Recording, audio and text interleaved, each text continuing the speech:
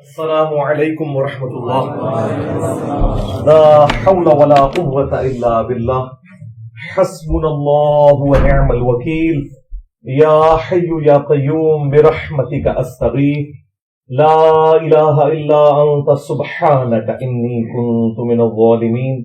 ربنا آتنا من لدنک رحمة وهیئ لنا من امرنا رشدا.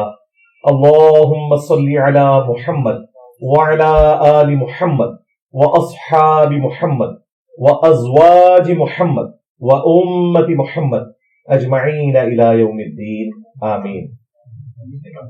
الحمد لله رب العالمين والصلاة والسلام على سيد الأنبياء والمرسلين وعلى آله وأصحابه أجمعين إلى يوم الدين. الحمد للہ آج 31 مارچ 2024 کو سنڈے کے دن بمطابق 20 رمضان مبارک 1445 ہجری میں ہمارا یہ پبلک سیشن نمبر 140 نمبر ہوگا انشاءاللہ تعالی. آپ کے سوالات یہ ریئل ٹائم پرچیوں کی شکل میں میرے پاس آ چکے ہیں. انشاءاللہ میں انہیں بعد میں ڈسکس کروں گا. پہلے کرنٹ افیئر کے طور پر 2 ایشوز ڈسکس کرنے ہیں. ان میں سے پہلا ایشو جو آج کل پوری دنیا میں ایک ہاٹ ٹاپک بنا ہوا ہے، اسرائیل کے حوالے سے. جو کچھ عرصہ پہلے انہوں نے 5 ریڈ کلر کے ریڈ ہائفر، جن کو نام دے رہے ہیں، ریڈ ہائفر انگلش میں کہا جاتا ہے. ہائفر کا ورڈ گائے کے لیے بولا جاتا ہے، اور ایسی گائے کے جس کو کبھی بھی کھیتی باڑی کے لیے یوز نہ کیا جائے، کبھی اس کا دودھ نہ دھویا جائے، اور اس طریقے سے یعنی وہ بالکل جوان ہو. ان کی جو اپنی شریعت ہے ٹیمپرڈ فارم میں، اس کے تحت کم از کم اس کی عمر 3 سال ہوگی تو وہ اس کی قربانی کریں گے، اور وہ اپریل 2024 کے اندر اس کی عمر 3 سال ہو جائے گی سب کی. امریکہ سے انہوں نے یہ 5 خریدی تھی $5 لاکھ کے عوض. ہر ایک کی قیمت $1 لاکھ ہے. اب وہاں سے ویسے امپورٹ کرنے کے اوپر پابندی ہے اس طرح کے جانور، وہ انہیں پیٹس کی فارم میں لانے پڑے ہیں. اس ایشو کو اٹھایا TRT چینل جو ہے ٹرکی والوں کا، ترکیے کا، سب سے پہلے انہوں نے اٹھایا. اور اس کے بعد پھر آپ نے دیکھا ہے کہ پوری دنیا میں مسلمان سپیکرز اس کے اوپر مختلف ویلاگز بنا رہے ہیں، مختلف ویڈیوز ریکارڈ کروا رہے ہیں، مختلف چینلز کے اوپر اس کے حوالے سے ڈسکشن ہو رہی ہے. حالانکہ اس میں سے کچھ بھی نہیں نکلنا، نہ تو ہماری مرضی سے کچھ ہونا ہے اور نہ ان کی مرضی سے کچھ ہونا ہے. لوگ ڈرے بیٹھے ہیں. وہ لوگ جن کا ایمان قرآن کے اوپر تھا، وہ یہودیوں کی ایکٹیویٹی کی وجہ سے پریشان ہے کہ کہیں دجال ہی نہ نکل آئے. دجال کو نہ کوئی مسلمان نکال سکتا ہے، نہ کوئی یہودی نکال سکتا ہے. قرآن و سنت کی روشنی میں جتنی چیزیں ہمارے سامنے موجود ہیں، اس میں تو ابھی دور دور تک کوئی ایسی صورتحال نظر نہیں آ رہی. رہا مسلمانوں کا ایشو، تو وہ تو مسلمانوں پہ جب بھی کبھی کوئی مشکل وقت آئے تو وہ امام مہدی کے آنے کا انتظار کرنا شروع کر دیتے ہیں اور دجال کے نکلنے سے متعلق خبریں دینا شروع کر دیتے ہیں. اس سے زیادہ مشکل وقت مسلمانوں پہ تاتاریوں کی شکل میں آیا تھا، اور وہ اتنا بڑا فتنہ تھا کہ اس کے آگے کوئی بند نہیں باندھ سکا، تا وقت کہ اللہ تعالیٰ نے اسے کمزور کیا، اور پھر انہی میں سے لوگوں نے اسلام بھی قبول کیا. اس وقت جو کچھ مسلمانوں کے ساتھ ہوا، آج کل تو جو ہو رہا ہے یہ اس کا عشر اشیر بھی نہیں ہے. اس وقت بھی لوگوں نے یہی کنکلوڈ کیا کہ بس امت ختم کے ختم. 8 سے 100 سال پہلے تک آپ دنیا میں کوئی مسلمان ملک دکھا سکتے تھے جو آزادی کے طور پر زندگی گزار رہا ہو. آج پھر سے 60 اسلامک ملک موجود ہیں الحمدللہ. جب سے یہ ورلڈ وار 2 کے بعد امپائرز کا سلسلہ ختم ہوا ہے، اگرچہ مسلمانوں کو آزادی مل گئی ہے، لیکن یہ یاد رکھیے گا کہ اوور آل حکمران دنیا کے وہی الائیڈ فورسز ہیں جنہوں نے ورلڈ وار 2 کے اندر کامیابی حاصل کی تھی. لیکن اس دفعہ ورلڈ آرڈر چینج ہو گیا. پہلے تو جو بھی قبضہ کرتا تھا دوسرے کے ملک کے اوپر، وہ اس پہ براہ راست حکومت کرتا تھا.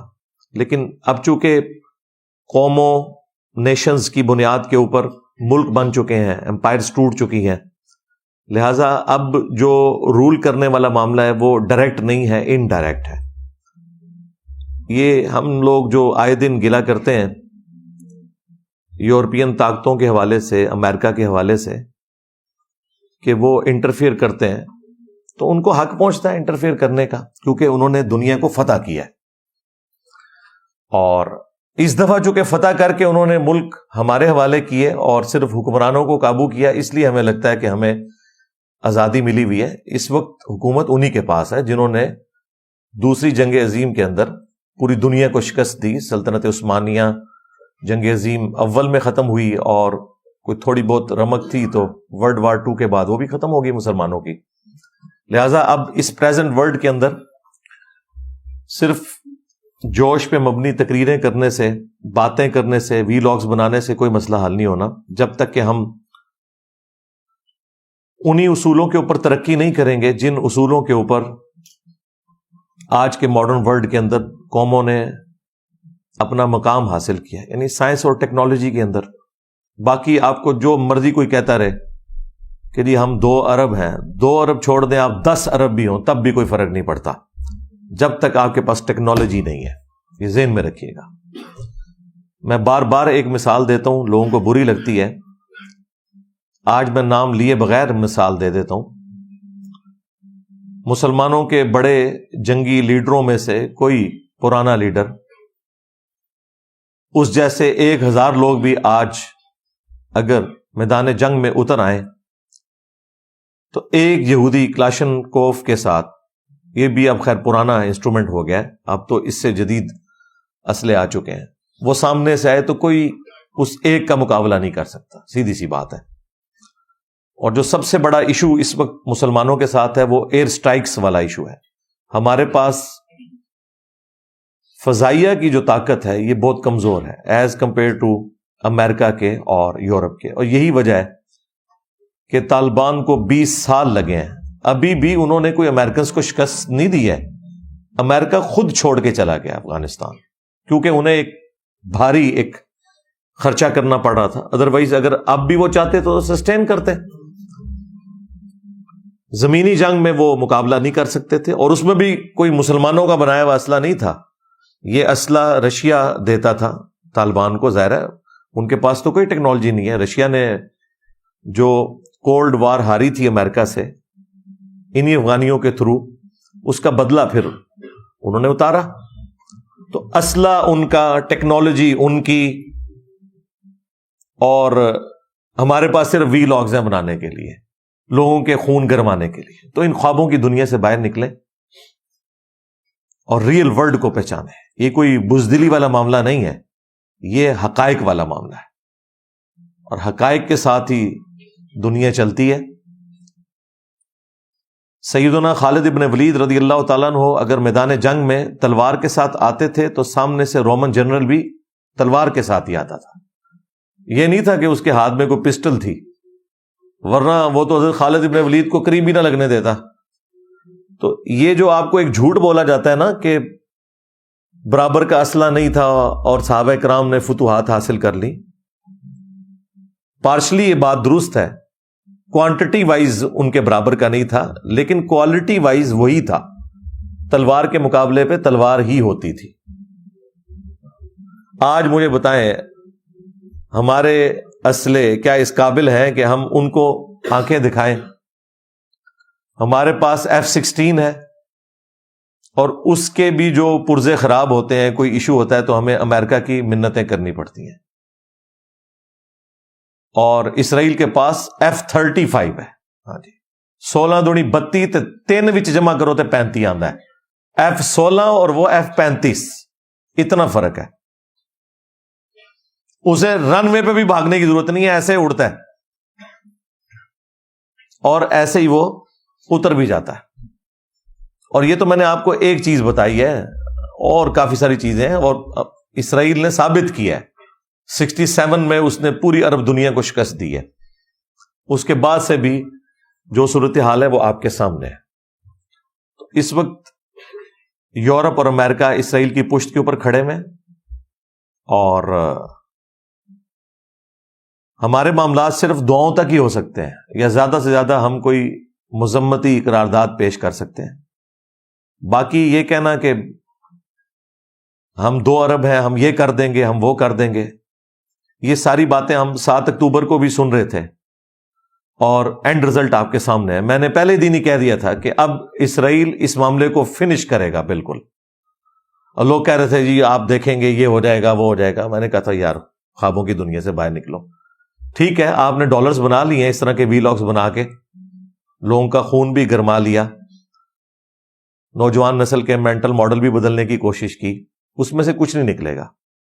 یہ صرف علمی شاوت ہے، ویڈیوز میں پوری کریں، ڈسکشن میں پوری کریں، اس میں سے نکلنا کچھ بھی نہیں ہے. ہاں بالکل ذہن میں رکھیے گا. جس طرح ہمارا یہ دعویٰ ہے کہ آج تک جتنی بھی اسلامک آرگنائزیشنز آئی ہیں جنہوں نے دعوت و تبلیغ کا کام کیا ہے، انہوں نے اصل مرض کو نہیں پکڑا، یا خلافت موومنٹ جو ہیں انہوں نے اصل مرض کو نہیں پکڑا، اور وہ یہ تھا کہ مسلمانوں کی اکثریت ان عقائد اور نظریات کے اوپر ہے جو صراحتاً قرآن و سنت کے منافی ہیں. جب تک آپ ان کے عقائد درست نہیں کرتے ان کے اوپر اسلامی نظام کا فائدہ ہی نہیں، کیونکہ وہ تو اس اسلام کو مانتے ہی نہیں جو قرآن و سنت میں لکھا ہے. وہ تو صوفیاء کے اسلام کو مانتے ہیں، وہ تو بزرگوں کے اسلام کو مانتے ہیں. ان کے تحت تو ہر بزرگ کا مزار بننا چاہیے، قرآن و سنت کے تحت تو مزارات ہونے نہیں چاہیے. اب مجھے بتائیں اتنا بڑا جب کنفلکٹ آئے گا تو کیا اسلامک سزائیں ان کے اوپر نافذ ہوں گی، کیا اسلامک نظام ہوگا؟ خیر یہ الگ سے ٹاپک ہے، یہ ٹاپک نہیں تھا. ٹاپک وہی جو 5 گائے خریدی ہیں انہوں نے، جس کی وجہ سے مسلمان پریشان ہے کہ پتہ نہیں اب ان کا مسایہ نکل آئے گا، اینٹی کرائسٹ، مسیح الدجال، جھوٹا دجال. وہ بھی مسایہ ہے، وہ جھوٹا مسایہ ہے، اور ہم عیسیٰ مسیح کے ماننے والے ہیں جو کہ سچے مسیح ہیں. اس حوالے سے آپ نے مختلف ٹی وی چینلز کے اوپر بھی آج کل رمضان نشریات کے اندر بھی پروگرام دیکھے ہوں گے، خصوصاً آج کل وہ سما ٹی وی کے اوپر ہمارے جو ساحل ادیم بھائی ہیں وہ بھی انہی ٹاپکس کے اوپر گفتگو کر رہے ہیں. سامنے لا کے انہوں نے ایک بریلویوں کے مفتی صاحب بٹھائے ہوئے ہیں، مفتی سخاوت صاحب، اور ان کا کام یہ ہے کہ جو ساحل صاحب نے بات کرنی ہے اس کے اپوزٹ کوئی بات کرنی ہے تاکہ اسے کاؤنٹر کیا جائے. اور ایک ساتھ ڈمی میوزیم سے ایک عربی بھی بیٹھے ہوتے ہیں جو بس ایسے ایسے کرتے رہتے ہیں. 1-2 دفعہ میں نے ان کو بولتے ہوئے دیکھا یا دعا کرواتے ہوئے، باقی وہ مسکراتے ہیں اور ایسے ایسے کرتے ہیں. ان کا اتنا ہی کام ہے. اب یہ جو ٹاپک آج کل ڈسکس ہو رہا ہے ٹی وی کے اوپر، اس میں کوئی شک نہیں کہ بنی اسرائیل کی جو ہسٹری ہے اس کے حوالے سے ساحل ادیم صاحب کی کمپیٹنسی ہے، انہیں پتہ ہے. چند ایک معاملات میں ہمیں ان سے اختلاف ہے، لیکن اوورآل اس حوالے سے ان کا جو نالج ہے وہ ایکسٹرا آرڈنری ہے. اور ظاہر ہے علماء کو تو ان چیزوں کا پتہ ہی نہیں ہے کہ یہ فرسٹ ٹیمپل کون سا تھا، سیکنڈ کون سا تھا، کس طریقے سے یہ سارے کے سارے معاملات ہوئے. حالانکہ قرآن حکیم میں ان ساری چیزوں کا ذکر موجود ہے. سورہ بنی اسرائیل کے پہلے رکوع کے اندر اللہ تعالیٰ نے بنی اسرائیل کے اوپر جو 2 عروج اور 2 زوال آئے ان کا ذکر کیا ہے کہ کس طریقے سے اللہ تعالیٰ نے کافروں کے ذریعے ان کی پٹائی کروائی. پہلی دفعہ جو ٹیمپل انہوں نے تعمیر کیا تھا وہ نیبوکیڈ نظر کے ذریعے تباہ و برباد ہوا، جو 1,33,000 یہودیوں کو ایک دن میں اس نے قتل کیا، اور اتنے ہی یہودیوں کو وہ قیدی بنا کر بیبلونیا میں، بابل میں لے گیا. اور اللہ تعالیٰ کا پھر کرنا ہوا، ذوالقرنین بادشاہ سامنے آئے اور انہوں نے اس کو شکست دی اور یہودیوں کو آزادی مل گئی، اور یہودی دوبارہ شام کی سرزمین میں آئے اور دوبارہ سے انہوں نے ہیکل سلیمانی کو تعمیر کیا. پھر اللہ تعالیٰ نے انہیں ایک عروج دیا، لیکن پھر وہی وقت گزرنے کے ساتھ ان میں شرکی عقائد اور نظریات آنا شروع ہو گئے. دنیا کی محبت گھر کر گئی. پھر اللہ تعالیٰ کی طرف سے دوسرا عذاب کا کوڑا پڑا. یہ ساری تفصیل سورہ بنی اسرائیل کے بالکل سٹارٹ میں ہے. اور ٹائٹس نے 70 عیسوی کے اندر، یعنی حضرت عیسیٰ علیہ السلام کے اٹھائے جانے کے آلموسٹ 40 سال کے بعد یروشلم کے اوپر حملہ کیا اور اینٹ سے اینٹ بجا کے رکھ دی. حالانکہ وہ کافر تھا رومن جنرل ٹائٹس، لیکن اللہ تعالیٰ نے قرآن میں فرمایا کہ ہم نے اپنے سخت لڑائی لڑنے والے بندے تم پر مسلط کیے تاکہ بیت المقدس کی اینٹ سے اینٹ بجا دیں، اور جو چیز وہ دیکھیں اسے سلامت نہ چھوڑیں. اب دیکھیں کافروں کو اللہ تعالیٰ اپنی طرف منسوب کر رہا ہے. ہماری امت کے ساتھ بھی 2 دفعہ یہ ہو چکا ہے. پہلی دفعہ منگولوں کے ذریعے اور دوسری دفعہ جو ہے وہ یورپین پاورز کے ذریعے. وہاں پہ بھی پہلی جو قوت تھی وہ مشرق سے آئی، نیبوکیڈ نظر، اور دوسری مغرب سے. یہاں پہ بھی پہلی قوت جو ہے منگولوں کی فارم میں، تاتاریوں کی شکل میں، مشرق سے، اور مغربی قوتیں آئیں. کہیں پر فرینچ نے قبضہ کر لیا، اور سب سے بڑی آپ کو پتا ہے انسانی ہسٹری کی امپائر، برٹش امپائر، جس میں سورج بھی غروب نہیں ہوتا تھا، آسٹریلیا سے لے کے افریقہ تک. یہ تو اللہ کا شکر ہے کہ سیکنڈ ورلڈ وار کے بعد گریٹ برٹن اتنی کمزور ہو گئی ہٹلر کے ساتھ لڑنے کی وجہ سے کہ اس شر میں سے یہ خیر نکلا کہ جزوی آزادی ہمیں مل گئی اور ہمارے ملک بن گئے. لیکن چونکہ فاتح وہ ہیں، اوورال رول انہی کا ہے اس وقت. یعنی میری خواہش کے اوپر نہیں ہے، میں آپ کو ریئلٹی بتا رہا ہوں. ہو سکتا ہے لوگ کہیں کہ جی یہ بڑا خوش ہے، میں آپ کو ریئلٹی بتا رہا ہوں. خیر، دوسری دفعہ جب ٹائٹس نے حملہ کیا تو 70 عیسوی کے اندر اس نے جب ہیکل سلیمانی کو گرایا تو ایک دیوار بس صرف سلامت رہ گئی، جو ویلنگ وال آپ دیکھتے ہیں جس کے سامنے وہ تورات پڑھ رہے ہوتے ہیں یوں کر کے یہودی. دیوار گریا کہا جاتا ہے، اس کے سامنے آہو بکا کرتے ہیں، اللہ تعالیٰ سے دعائیں مانگتے ہیں. اور باقی وہ سارے کا سارا ہیکل سلیمانی جو ہے وہ تباہ و برباد ہو چکا ہے، اور اسی کو دوبارہ وہ تعمیر کرنے کی خواہش رکھتے ہیں. عرصہ دراز سے اسی کے لیے زائنسٹ موومنٹ چلی، اور پھر پہلی جنگ عظیم کے بعد بالفور ڈکلیریشن ہو گئی، اور الٹیمیٹلی 1948 میں اسرائیل قائم ہو گیا، اور 1961 میں اس نے عرب دنیا کو شکست دے کے اپنی باؤنڈریز کو بڑھا لیا. تو یہ ساری کی ساری ہسٹری ہے جو میں نے مختلف ویڈیوز کے اندر ڈسکس کی ہے. اب وہ دوبارہ سے ہیکل سلیمانی کو تعمیر کرنا چاہتے ہیں، لیکن جہاں پر یہ یروشلم میں بیت المقدس ہے، جہاں آپ کو ایک گولڈن ڈوم نظر آتا ہے جس کے نیچے وہ چٹان ہے جس سے اللہ کے محبوب علیہ السلام معراج پر تشریف لے گئے تھے، اور اس سے چند 100 میٹر کے فاصلے کے اوپر ایک مسجد ہے جس کا ڈارک گرین کلر کا یا آلموسٹ بلیک کلر کا چھوٹا سا گنبد ہے. وہ اصل میں مسجد اقصیٰ ہے. ویسے تو اس پوری پہاڑی کو ہی مسجد اقصیٰ کہا جاتا ہے. نبی الاسلام کے زمانے میں پراپر کوئی مسجد نہیں تھی. جب سورہ بنی اسرائیل میں مسجد اقصیٰ کا ذکر ہے، ایلیا کا یا یروشلم کا، تو مسجد اقصیٰ کا مطلب ہے دور کی مسجد. وہ پورے پہاڑ کو ہی حرم کہا جاتا ہے. جس طریقے سے بیت اللہ شریف صرف جہاں ہم طواف کر رہے ہیں مطاف، وہ حرم نہیں ہے، پوری مکے کی سرزمین حرم ہے. مدینہ شریف کی بھی 2 پہاڑیوں کے درمیان جو پوری سرزمین ہے وہ حرم ہے، اور تیسرا حرم مسلمانوں کے لیے یہ بیت المقدس ہے. بیت المقدس مسلمانوں کا قبلہ اول نہیں ہے، یہ قبلہ اوسط ہے. مسلمانوں کا قبلہ اول خانہ کعبہ شریف ہے، ابراہیمی قبلہ. بنی اسرائیل کے لیے بیت المقدس اللہ تعالیٰ نے مقرر فرمایا تھا، اور بخاری مسلم میں آیا کہ نبی الاسلام نے بھی 17 مہینے تک جب مدینہ شریف ہجرت کی تو اسی کی طرف رخ کر کے نماز پڑھی ایک کامن ٹرم کے طور پر، اور پھر دوبارہ سے آپ علیہ السلام کی خواہش پہ سورۃ البقرہ میں وہ 2 رکوع نازل ہوئے تحویل قبلہ کے، اور واپس ابراہیمی قبلہ ہو گیا. لہٰذا یہ یاد رکھیے گا، یہ غلط العام ہے کہ ہمارا قبلہ اول جو ہے وہ قبلہ اوسط ہے. قبلہ اول بیت اللہ شریف ہے.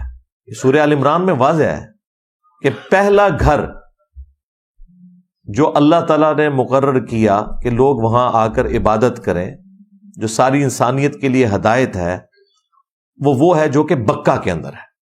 بکہ اور مکہ یہ دو نام ایک ہی شہر کے ہیں. جس طرح ہمارے پڑوسی ملک میں بمبے ہے اور ممبئی بھی بولا جاتا ہے اور بمبئی بھی، میم اور با دونوں کے ساتھ. اس طرح یہ بکہ اور مکہ دونوں مکے کے لیے ہی ٹرمز یوز ہوتی ہیں.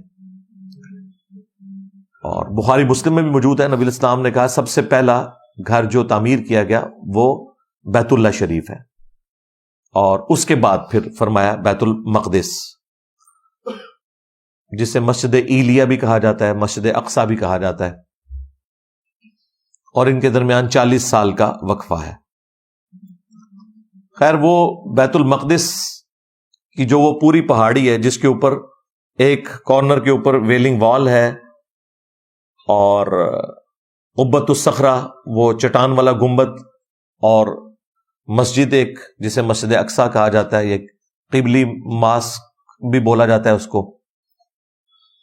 یہ پورے کے پورے پہاڑ کو حرم کہا جاتا ہے. اسی مسجد کے نیچے وہ سرنگیں کھودتے رہتے ہیں آئے دن کہ جی ہم تابوت سکینہ کی تلاش کر رہے ہیں، جو اکثر مسلمان وائزین آپ کو کہتے ہوئے سنائی دیں گے کہ وہ اس کی بنیادوں کو کمزور کر رہے ہیں.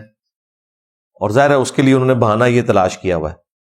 وہ کسی بھی وقت اپنے وزن پہ بھی گر سکتی ہے. ظاہر ہے وہ چٹان ہے اور اس کے نیچے آپ اتنی زیادہ جب کھدائی کریں گے تو وہ کمزور ہو کے گر بھی سکتی ہے. خیر، وہ ڈائریکٹلی بھی گرا دیں تو اس وقت تو پاور میں سیدھی سی بات ہے. یہ جو اپریل 2024 کا لوگ انتظار کر رہے ہیں کہ وہاں پہ انہوں نے جو 5 ہائفر منگوائی ہوئی ہیں گائے، ان کی قربانی کرنی ہے، اور اس کے بعد انہوں نے وہ ایکٹیویٹی پرفارم کرنی ہے، ٹیمپل کی تعمیر دوبارہ سے شروع کر دینی ہے، اس کے لیے قربان گاہ بھی انہوں نے بنا لی ہے. تو این ممکن ہے کہ یہ ایکٹیویٹی پرفارم ہی نہ ہو سکے. اگر ہو بھی جائے تو ضروری نہیں ہے کہ اس کے بعد وہ اگلا معاملہ بھی وہ چلا سکیں. یہ خواہش بڑے عرصے سے ان کی چل رہی ہے، اور اگر وہ بھی کرنے میں کامیاب ہو جائیں تب بھی اس کا کوئی دجال کے نکلنے کے ساتھ تعلق نہیں ہے. وہ اللہ نے اپنی مرضی سے ہی نکالنا ہے جب بھی نکالنا ہے. ہاں، ان کا یہ عقیدہ ہے کہ اس کے بعد جب تیسرا ٹیمپل بن جائے گا تو ہمارا مسایہ آئے گا. یہ ان کا عقیدہ ہے، یہ مسلمانوں کا عقیدہ نہیں ہے. ہاں، مسلمانوں کا یہ عقیدہ ہے کہ جھوٹا مسایہ آئے گا جو یہودیوں کو لیڈ کرے گا، اور سچے مسایہ عیسیٰ ابن مریم ہے جو اس دجال کو قتل کریں گے. اور اس کے اوپر میں کافی دفعہ تفصیلاً ویڈیوز بنا چکا ہوں. آج ٹاپک نہیں کہ میں اسے ڈسکس کروں، آج اس مین ٹاپک کو ہم ڈسکس کر رہے ہیں. اس حوالے سے جو اس وقت ٹیمپرڈ فارم میں تورات موجود ہے، انجیل مقدس کے نام سے جو بائبل سوسائٹی انارکلی لاہور والے ہیں وہ مفت بھی بھجوا دیتے ہیں. ویسے اس کا PDF بھی پروفیشنل اویلیبل ہے گوگل کے اوپر، اگر آپ جائیں ٹائپ کریں تو آپ کو مل جائے گا. اس میں جو اولڈ ٹیسٹمنٹ ہے تورات، اور نیو ٹیسٹمنٹ یعنی انجیل، اور باقی انبیاء کے صحائف اور زبور اور باقی جو چھوٹی چھوٹی کتابیں ہیں وہ اس کے اندر موجود ہیں. اس میں جو اولڈ ٹیسٹمنٹ ہے اس میں آپ کو ایک چیپٹر ملے گا بک آف نمبرز، گنتی کا باب. اس میں جو چیپٹر نمبر 19 ہے اس میں پاکی حاصل کرنے کا طریقہ، یہ ایک باقاعدہ پورا چیپٹر ہے جس میں آلموسٹ 22 آیات ہیں. اس میں جو یہودیوں کے ہاں پاکی حاصل کرنے کا طریقہ ہے ان کے پریسٹ کے لیے، یا ربائے ان کو کہتے ہیں، وہ ان کے لیے وہ یہ ہے کہ سرخ کلر کی گائے کو ذبح کیا جائے، اور اسپیسیفکلی حضرت موسیٰ علیہ السلام کے حوالے سے ایک واقعہ اس میں موجود ہے. وہی لیگیسی وہ پھر آگے لے کے چل رہے ہیں. یہ واقعہ قرآن کے اندر بھی آیا، لیکن زمین و آسمان کا فرق ہے دونوں واقعات کے اندر. ظاہر ہے ہم تو وہی واقعہ مانیں گے جو قرآن میں ہے. پہلے میں آپ کو بتاتا ہوں کہ توریت کے اندر کون سا واقعہ لکھا ہوا ہے. توریت کے اندر یہ واقعہ لکھا ہوا ہے کہ موسیٰ علیہ السلام کو اللہ تعالیٰ نے حکم دیا کہ وہ اس طرح ایک بچڑے کی قربانی کریں گے جو شوخ ریڈ کلر کا ہو. قرآن نے اس کے لیے جو ورڈ یوز کیا ہے وہ شوخ زرد کلر ہے. اب جو لنگوسٹک کے ماہر ہیں وہ کہتے ہیں کہ یہ بیسیکلی ایک لینگویج کا بیریئر ہے. عربی زبان میں اس کے ایکویلنٹ یہی ورڈ یوز ہوتا تھا. ویسے بھی ڈارک زرد کلر اور شوخ ریڈ کلر آلموسٹ قریب قریب ہوتے ہیں، لہذا اس میں زیادہ تحقیق میں پڑھنے کی ضرورت نہیں ہے. بہرحال وہ ایک یونیک قسم کا بچڑا تھا جس کی پوری تفصیلات سورۃ البقرہ میں آئی ہیں، جو انہوں نے بہانے کیے کہ ہمیں بتایا جائے کس رنگ کا ہو، اور پھر اللہ تعالیٰ نے ایک ایک چیز اس کی کھول کے بیان کی. شکر اینڈ پہ انہوں نے انشاءاللہ کہا، قربانی کرنے میں وہ کامیاب ہو گئے. قرآن تو اس کی ریزن یہ بتاتا ہے کہ چونکہ سامری جادوگر نے ایک بچڑا بنایا جو کہ بولتا بھی تھا، اور وہ بنی اسرائیل کے لیے آزمائش تھی، اور اللہ تعالیٰ نے اسے اپنی طرف منسوب کیا ہے کہ ہم نے فتنے میں ڈالا ہے تیری قوم کو، اے موسیٰ، جو تو نے کوہ طور پہ آنے کی جلدی کی تو ہم نے تیری قوم کو فتنے میں ڈال دیا، اور سامری نے یہ سارا کام ان کے ساتھ کر دیا. سامری کو نظر آ گیا کہ حضرت جبرائیل علیہ السلام کے پاؤں کی خاک جو ہے اس کی برکت اس نے دیکھ لی، وہ جہاں پاؤں پڑتا تھا وہاں سبزہ نکل آتا تھا. قرآن میں اشارتاً اس بات کا ذکر موجود ہے کہ اس نے رسول کے پاؤں کی خاک لی، یعنی وہ حضرت جبرائیل علیہ السلام کے، اور ان کا پاؤں تھا یا ان کی سواری کا پاؤں تھا. بہرحال اتنی تفصیلات میں تو ہمیں جانے کی ضرورت نہیں ہے. بہرحال اس کو to cut the story short, اس نے وہ بچڑے میں ڈالی اور اس میں سے آواز نکلنی شروع ہوگی، اور وہ بھی ایک رینڈم آوازیں تھی.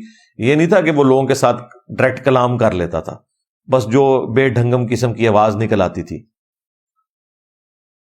اور سامری نے کہا کہ یہ ہے تمہارا رب. 70,000 اصحاب موسیٰ جو صحابہ تھے مرتد ہو گئے ایک دن کے اندر، اور بعد میں پھر قتل مرتد کی سزا آئی ان کے لیے. تورات میں بھی ذکر موجود ہے اور قرآن کے اندر بھی کہ اپنے اپنے قبیلے کے لوگ ان لوگوں کو قتل کریں جنہوں نے اس بچڑے کو رب مانا. اس کے ذریعے ان کی توبہ قبول ہوگی. پھر اس گائے کی محبت یا بچڑے کی محبت ان کے دل سے نکالنے کے لیے اللہ تعالیٰ نے حکم دیا کہ گائے کی قربانی کی جائے، اور اس پہ وہ بہانے بنا رہے تھے. اس کی ایک بظاہر ریزن بھی تھی، ایک اندھا قتل تھا جس کے قاتل کو ڈھونڈنا تھا. جب یہ قربانی ہو گئی تو قرآن میں آتا ہے کہ ہم نے کہا کہ اس گائے کا گوشت کا ٹکڑا اس مقتول کی لاش کے ساتھ ٹچ کرو تو وہ مردہ زندہ ہو جائے گا اور اپنے قاتل کا نام بتائے گا. وقتی طور پہ وہ زندہ ہوا، اور اس کے ذریعے اللہ تعالیٰ نے ان کا ایمان بھی مضبوط کیا کہ اللہ مردوں کو کیسے زندہ کرے گا، اور قاتل کا بھی پتہ چل گیا. یہ نہیں ہے کہ دوبارہ پھر وہ زمین پہ چلنا پھرنا شروع ہو گیا، نہیں، وقتی طور پہ گواہی دی پھر وہ دوبارہ مر گیا.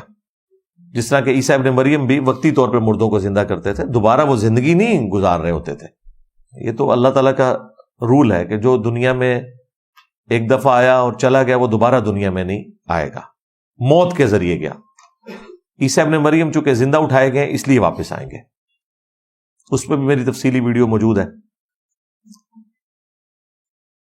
تو اس قاتل کا بھی پتہ چل گیا اور اللہ تعالیٰ نے ایک معجزہ بھی دکھا دیا. قرآن میں تو یہ واقعہ، تورات کے اندر یہ ہے کہ موسیٰ علیہ السلام کو کہا گیا کہ آپ اس طرح بچڑے کی قربانی کریں، اور اس کو ذبح کرنے کا بڑا تفصیلی طریقہ ہے کہ اس میں اب واللہ عالم یہ اوریجنل ایسے ہی نازل ہوا تھا یا اس کو انہوں نے کس طریقے سے ٹیمپر کیا. کچھ چیزیں ٹھیک بھی ہوں گی، کچھ مکس کر دی ہیں. اس میں پھر اس کو آگ لگائی گئی. قرآن میں بھی بچڑے کو آگ لگانے کا ذکر ہے، لیکن اس بچڑے کو جو انہوں نے زیورات کو پگھلا کے بنایا تھا. اس میں تو اس بچڑے کا ذکر ہے کہ اسے آپ راکھ بنائیں اور اس کی راکھ کو پھر پانی سے مکس کریں، اور پھر اس کے ذریعے جو غسل کرے گا اسے پاکیزگی حاصل ہوگی. اور یہ ایکٹیویٹی وہ دوبارہ سے پرفارم کرنا چاہتے ہیں چند پریسٹ کے اوپر، ربایوں کے اوپر، تاکہ وہ اپنا تھرڈ ٹیمپل جو ہے اس کی تعمیر کا آغاز کریں پاک و صاف ہو کے. ان کے پیچھے یہ سٹوری ہے اس کی. تو یہ میں نے آپ کو تورات والا جو ورژن ہے وہ بھی بتا دیا کہ اس کے اندر کس حوالے سے لکھا ہوا ہے. قرآن کے ساتھ اس کا کوئی لینا دینا نہیں. اور یہ ذہن میں رکھیے گا کہ ہم نالج کے طور پر ضرور انجیل کو، تورات کو پڑھتے ہیں، لیکن اس کی کسی بات کو بھی درست نہیں سمجھتے اس وقت تک جب تک کہ وہ فٹ ان نہ بیٹھے قرآن کے ساتھ. کیونکہ سورۃ البقرہ میں، سورہ آل عمران میں اللہ تعالیٰ نے فرمایا کہ ان کتابوں کے ماننے والوں نے دنیا کی محبت میں، دنیا کی دولت کی لالچ میں اللہ کی آیات کو بیچ دیا اور اپنے ہاتھوں سے کتاب میں تحریف کر دی دنیا کی منفعت کی خاطر. اب اس کا حل کیا ہے؟ وہ بھی سورہ آل عمران میں آیا کہ ہم نے تورات نازل کی تھی، اس کے بعد انجیل نازل کی، اور اب الفرقان یعنی اس کتاب کو نازل فرمایا جو حق اور باطل میں تمیز کرنے والی کتاب ہے. یہ بتائے گی کہ تورات اور انجیل کی کون سی بات درست ہے اور کون سی غلط. بلکہ سورۃ المائدہ میں تو اللہ تعالیٰ نے فرمایا یہ المہیمن ہے، نگہبان ہے ان کتابوں کے اوپر. یہ ڈیسائیڈ کرے گی کہ ان کی کون سی بات درست ہے اور کون سی بات غلط ہے. تو اس طرح جو اسرائیلی روایتیں ہیں یا ان کی کتابوں میں جو کچھ آیا اس میں احتیاط کرنی چاہیے. البتہ جس طرح اس پروگرام کے اندر سائل ندیم صاحب سے وہ مفتی صاحب کہہ رہے تھے نا کہ تورات تو پڑھنا ہی گناہ کا کام ہے، اور نبی صلی اللہ علیہ وآلہ وسلم ناراض ہو گئے تھے حضرت عمر فاروق رضی اللہ تعالیٰ عنہ سے اس بات کے اوپر. اس روایت کا انہوں نے ریفرنس نہیں دیا. وہ روایت سنن دارمی میں موجود ہے اور مشکات کے اندر بھی پہلی جلد کے اندر آپ کو مل جائے گی. وہ روایت اصول محدثین کے اوپر انتہائی کمزور ہے. اس میں جو مجالد راوی ہے وہ محدثین کے نزدیک انتہائی کمزور راوی ہے. لہذا وہ روایت کے حضرت عمر فاروق تورات کے چند صفحے پڑھ رہے تھے تو نبی الاسلام ناراض ہوئے، اصول محدثین کے اوپر کمزور ہے. میں نے کوئی 2008-9 میں اس روایت کو بیان کیا تھا اور اوائل ہی میں نے اس سے رجوع کر لیا تھا کہ یہ اصول محدثین کے اوپر چونکہ روایت کمزور ہے، اور سب سے بڑھ کر یہ قرآن کے خلاف ہے. قرآن میں تو ایسی کوئی بات رپورٹ نہیں ہوئی ہے. قرآن میں تو بالکل اس کے الٹ آیا ہے، بلکہ قرآن میں تو سیدھا آیا ہے، یہ بالکل الٹ ہے قرآن کے. وہ سورہ آل عمران کے اندر موجود ہے جو اونٹ کی حرمت کے پوائنٹ آف ویو سے ایک غلط عقیدہ بنا لیا تھا بنی اسرائیل نے، تو اللہ تعالیٰ نے اس کا رد کیا کہ حضرت اسرائیل علیہ السلام یعنی کہ یعقوب، یہ ان کا لقب تھا. اسرائیل کا مطلب ہے اللہ کا بندہ. یہ ان کی ذاتی ایک ناپسندیدگی تھی کہ وہ اونٹ کے گوشت کو پسند نہیں کرتے تھے. خود انہوں نے اپنے اوپر اس کو حرام کر لیا تھا یا استعمال چھوڑ دیا تھا، اور تورات نازل ہونے سے پہلے کی بات ہے. پھر اللہ تعالیٰ نے فرمایا قل فَأْتُوا بِالتَّوْرَاةِ، اے نبی ان سے فرماؤ کہ تورات لے کر آؤ. فَاتْلُوهَا إِن كُنتُمْ صَادِقِينَ، اور پھر اس کی تلاوت بھی کرو اگر تم سچے ہو. بتاؤ تورات میں کہاں لکھا ہے کہ اونٹ کا گوشت جو ہے وہ کھانا حرام ہے؟ کیونکہ حضرت موسیٰ علیہ السلام کے ذریعے اللہ تعالیٰ نے اسے واضح کر دیا تھا. جب قرآن یہ کہہ رہا ہے کہ تورات لے کر آؤ، کئی مواقع پہ قرآن حکیم میں اس طرح کی آیات ہیں، تو ظاہر ہے قرآن جب خود مان رہا ہے کہ وہ ٹیمپرڈ کتابیں اور پھر یہ کہہ بھی رہا ہے کہ لے کر آؤ، تو اس کا مطلب ہے 100% ٹیمپرڈ نہیں ہے. جہاں تک توحید کا تعلق ہے آج بھی اس میں کوئی ایک آیت آپ ان ایمبیگوس نہیں دکھا سکتے جو شرک کی دعوت دیتی ہو، ٹیمپرڈ فارم میں بھی، تحریف شدہ ہو کر بھی. ورنہ تو ہم یہود و نصارہ کو دعوت ہی نہ دے سکتے. دعوت اسی صورت میں دیں گے جب آپ اس کتاب سے بات کریں جس کو وہ خود مان بھی رہے ہو. تو ظاہر ہے کہ وہی کتابیں ہیں تورات اور انجیل. تو ان کتابوں میں بھی کئی ایک معاملات بالکل درست لکھے ہوئے ہیں آج کی ڈیٹ میں بھی. ہاں جہاں ہمیں اختلاف ہے وہ ہم بیان کر دیتے ہیں. تو قرآن حکیم کے اندر بالکل واضح موجود ہے کہ آپ تورات پڑھ سکتے ہیں، لیکن پہلے قرآن تو پڑھیں، آپ کو پتا ہو کہ قرآن کے اندر کیا لکھا ہے، پھر آپ ضرور پڑھیں. نبی علیہ السلام بھی سنن نبی داؤد میں ایک حدیث میں نے کافی دفعہ بیان کی ہے. آپ کو یہودیوں نے ایک مدرسے میں بلایا، ایک گھر کے اندر انہوں نے مدرسہ بنایا ہوا تھا، ایک بدکاری کا کیس تھا اس کے فیصلے کے لیے. تو نبی علیہ السلام کو انہوں نے ایک بڑی گدی دی جس کے اوپر آپ تشریف فرما ہوئے، اور تھوڑی دیر بعد تورات لائی گئی تو نبی الاسلام نے اپنی پیٹھ کے نیچے سے وہ گدی نکال کے سامنے رکھی اور خود زمین پر بیٹھ کے اور تورات کو رسپیکٹ دیتے ہوئے، حالانکہ ٹیمپرڈ تھی، اس گدی کے اوپر رکھا، اور پھر آپ نے ساتھ بولا آمنت بک، میں ایمان لایا تجھ پر، وبمن انزلک، اور ایمان لایا اس پر جس نے تجھے نازل کیا۔ نبی الاسلام نے ٹیمپرڈ تورات کی بھی یعنی عزت کی اور کہا کہ میں اس پر بھی ایمان لایا اور اس کے نازل کرنے والے کے اوپر بھی ایمان لے کر آیا۔ تو یہ اس بات کا ثبوت ہے کہ آپ ان کتابوں سے استفادہ کر سکتے ہیں، لیکن وہی بات ہے کہ الٹیمیٹلی ڈیسیژن قرآن و سنت کریں گے۔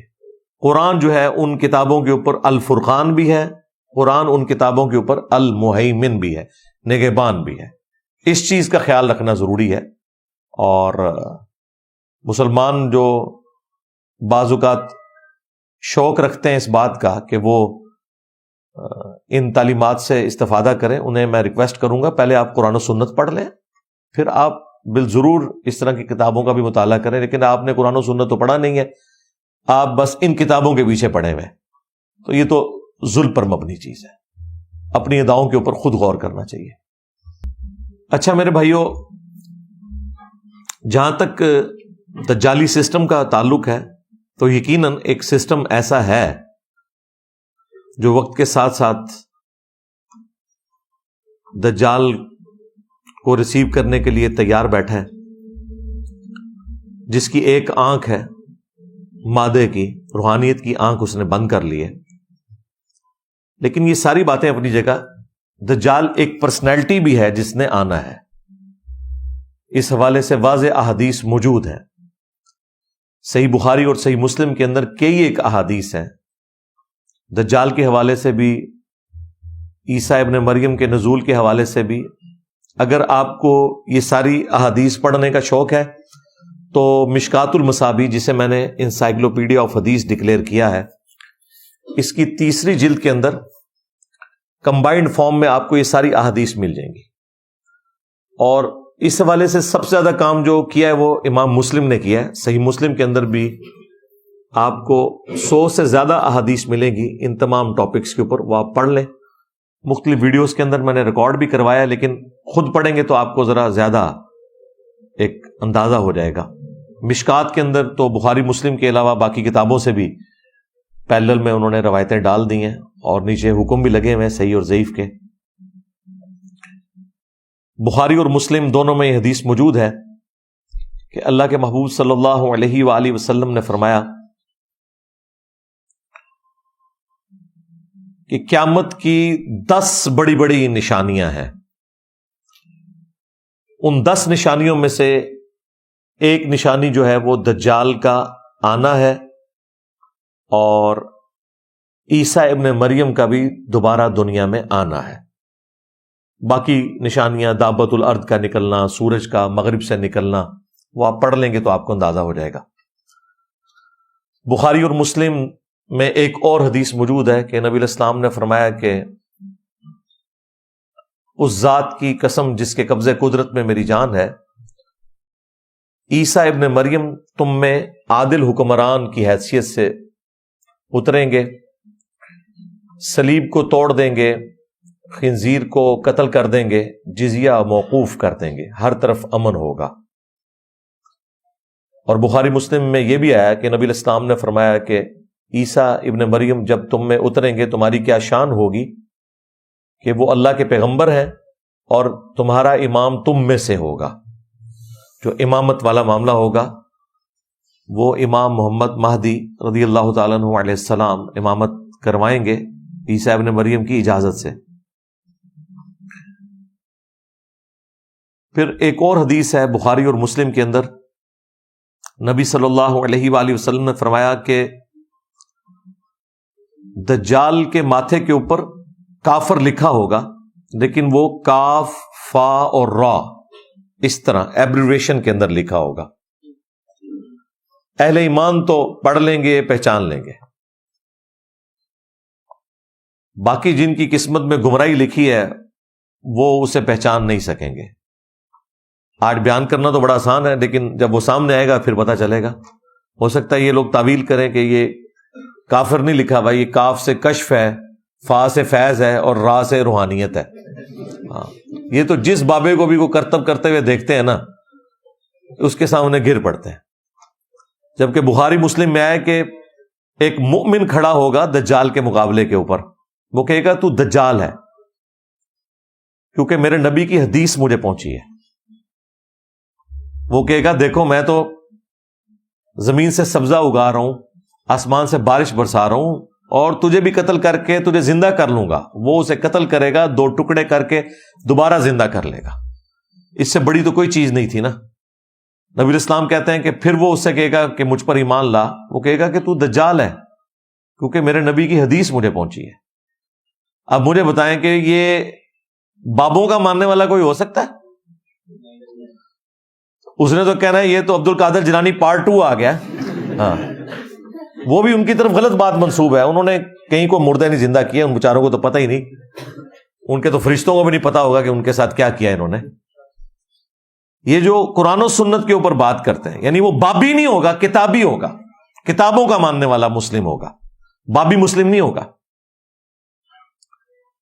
پھر نبی اسلام کہتے ہیں کہ وہ دوبارہ قتل کرنے کی کوشش کرے گا تو وہ قادر نہیں ہوگا اس کے قتل کے اوپر.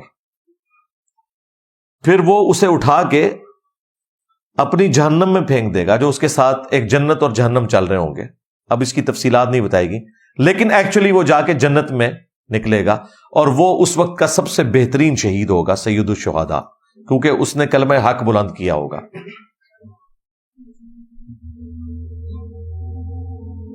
تو یہ سید الشہداء کی جو لیگیسی ہے یہ قیامت تک چلنی ہے.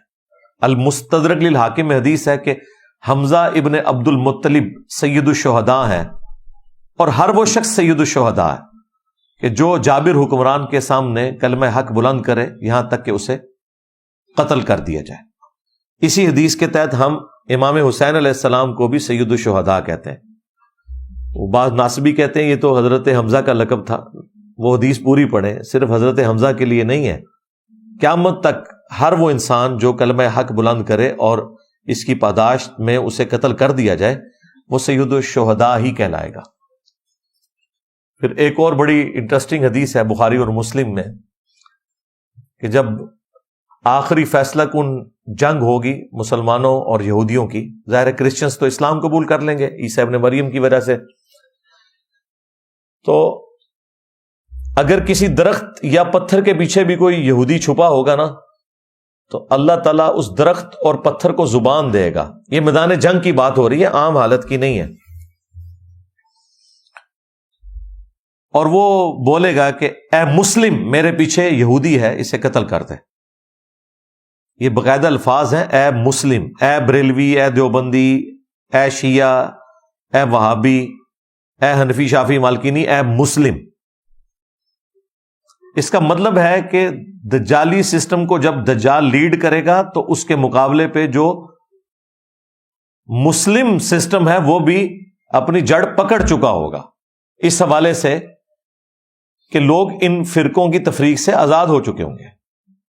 ابھی تک تو ایسی صورتحال نہیں ہے، اس کے لیے کافی ٹائم چاہیے. بہرحال ایک معاملات تو سیدھے ہونے شروع ہو گئے ہیں اس پلیٹ فارم کی برکت سے. ورنہ آپ مجھے بتائیں کہ کٹر قسم کی بریلوی یا دیوبندی یا اہل حدیث مسجد میں آپ چلے جائیں اور وہ آپ سے پوچھیں آپ کون ہیں، آپ کہیں میں مسلم ہوں، تو آگے سے وہ یہ نہیں کہے گا کہ جی اچھا یہ مسلمان ہے، بڑی اچھی بات ہے. وہ کہے گا میں کافر ہوں. یعنی اتنا چڑیں گے، وہ کہیں گے نہیں بتاؤ اندر کیا ہو بیچ میں. جب تک آپ کوئی فرقے کا نام نہ لیں ان کی تسلی نہیں ہوتی. تو یہ لوگ تو پھر اس درخت یا پتھر کی آواز کے اوپر لبیک نہیں کہہ سکتے، انہوں نے تو ماننا ہی نہیں ہے. انہوں نے کہنا انجینئر صاحب دی کو ویڈیو چل پئی ہے پیچھوں، مسلم رٹ لائز، یہی کہتے ہیں نا. البتہ نبی اسلام نے فرمایا ایک درخت ہے غرقد کا، ایک بہت بڑی جھاڑی ہوتی ہے، اس میں کئی بندے بھی چھپ جائیں وہ نظر نہیں آتے، بڑی گھنی قسم کی جھاڑی، وہ یہودیوں کا درخت ہے، وہ ان کو پناہ دے گا، جس کی کاشت وہ کرتے ہیں بڑی کثرت کے ساتھ. اس کے پیچھے یہ ریزن بھی ہو سکتی ہے اور ٹیکنیکل ریزن بھی ہے، وہ ریگستان میں اتنی بڑی اور کوئی جھاڑی نہیں ہے جو اتنی سخت جان ہو جو اگ سکے، اس وجہ سے بھی۔ باقی تو مسلم شریف میں تفصیل کے ساتھ آیا ہے کہ مقام لد کے اوپر عیسیٰ ابن مریم قتل کریں گے دجال کو، وہ ان کے سانس سے پگھلے گا، اور اس کے بعد یاجوج ماجوج والا معاملہ ہوگا۔ الٹیمیٹلی ایک بڑی تفصیلات ہیں، میں صرف اس وقت ایک بلو پرنٹ کے طور پہ آپ کے سامنے رکھ رہا ہوں۔ اب ایسی صورتحال کے اندر ہم نے اس فتنے سے کیسے بچنا ہے، تو اس کے حوالے سے ایک تو وہ حدیث جو بخاری مسلم دونوں میں ہے کہ نبی علیہ السلام نے حکم دیا کہ ہر نماز کے تشہد میں 4 چیزوں کے اگینسٹ اللہ تعالیٰ کی پناہ آپ نے طلب کرنی ہے۔ اللہم انی اعوذ بک من عذاب جہنم ومن عذاب القبر ومن فتنة المحیا والممات ومن شر فتنة المسیح الدجال۔ جہنم کے عذاب کے اگینسٹ، عذاب قبر کے اگینسٹ، زندگی اور موت کے فتنے کے اگینسٹ، یعنی جو آزمائشیں ہیں موت کے وقت یا زندگی میں، اور دجال کے فتنے کے اگینسٹ بھی اللہ کی پناہ طلب کرنا۔ تو یہ دعا آپ کو یاد ہونی چاہیے۔ نبی علیہ السلام اس دعا کو مانگنے کا حکم دیتے تھے تشہد کے اندر، باقی دعائیں بھی مانگیں جتنی آئی ہیں وہ آپ کی مرضی، لیکن یہ دعا ضرور یاد کر کے مانگا کریں۔ پھر صحیح مسلم کے اندر 3 احادیث ہیں دجال کے فتنے سے بچنے کے حوالے سے۔ ایک حدیث میں ہے کہ سورۃ الکہف کی جو پہلی 10 آیات یاد کر لے گا وہ دجال کے فتنے سے بچے گا۔ ایک حدیث میں آیا آخری 10 آیات، اور ایک جو تیسری تفصیلی حدیث ہے جس میں دجال کے قتل کا ذکر ہے اور عیسیٰ ابن مریم کا اور باقی ساری تفصیلات مسلم شریف میں تفصیلاً حدیث ہے، وہ اس میں یہاں تک آیا کہ جب تم دجال کو سامنے پاؤ تو اس کے سامنے سورۃ الکہف کی ابتدائی آیات تلاوت کرنا، اللہ تعالیٰ تمہیں دجال کے فتنے سے بچا لے گا۔ تو یہ احادیث بالکل واضح ہے کہ یہ کوئی دجال کے ساتھ ہم نے کوئی علمی ڈیبیٹ نہیں کرنی سورۃ الکہف کے مضامین کے اوپر کہ جی اس میں جو اصحاب الکہف کا واقعہ آیا ہے اس کے پیچھے لاجک کیا ہے، ذوالقرنین بادشاہ کا جو واقعہ آیا، قصہ موسیٰ اور خضر آیا، ٹھیک ہے وہ آپ ضرور علم حاصل کریں، میں نے بڑی تفصیل کے ساتھ ویڈیوز ریکارڈ کروائی ہیں، لیکن دجال کے ساتھ آپ نے کوئی علمی اس حوالے سے بحث نہیں کرنی ہوگی کہ بھئی اس میں آپ کو بتاتا ہوں اس کے پیچھے کیا ہے، نہیں، آپ نے صرف یہ آیات تلاوت کرنی ہے، اللہ تعالیٰ آپ کو فتنے سے بچا لے گا۔ بھلے آپ کو ان آیات کا مفہوم نہ بھی پتا ہو، یہ وظیفے کے طور پر ہے۔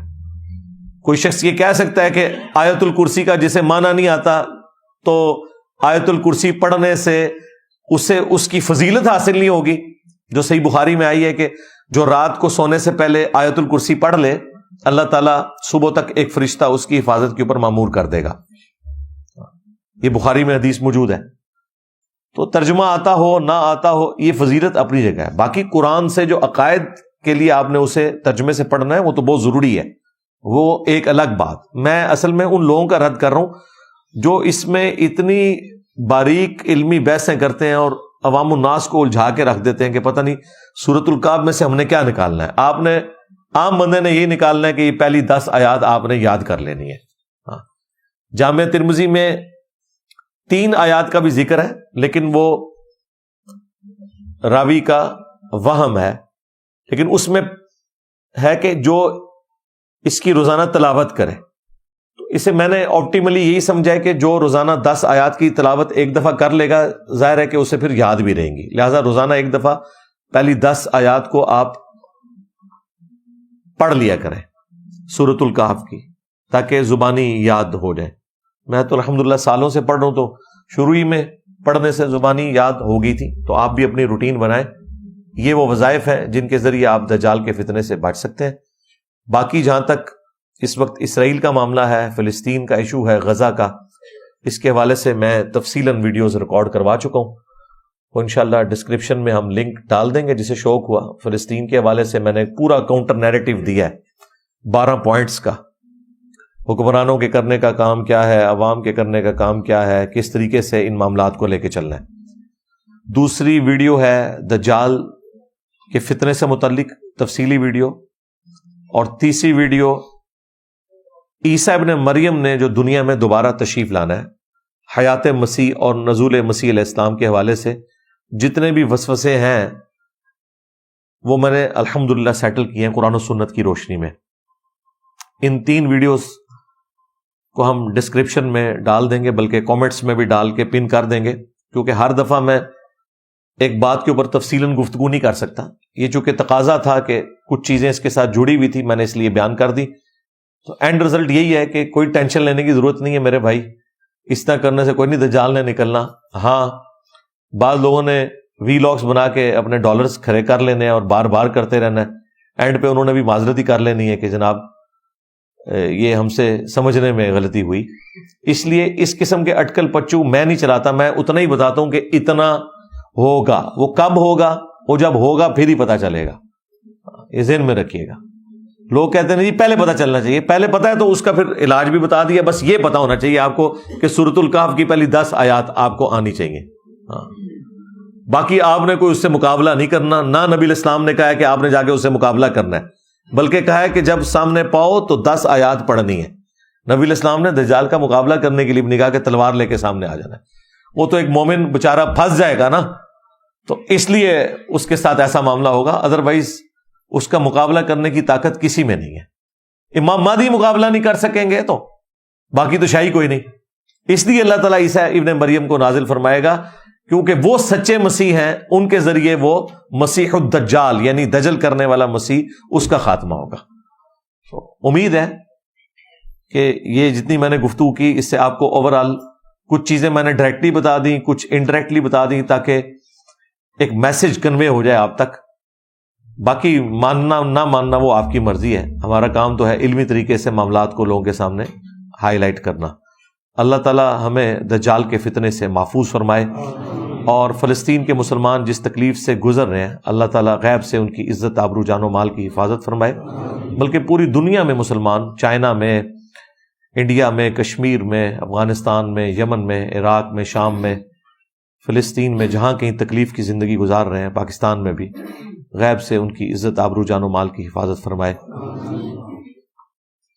صلو علی محمد وآل محمد، اللہم صلی علی محمد وعلی آل محمد واصحاب محمد وازواج محمد وامت محمد اجمعین الی یوم الدین. آمین.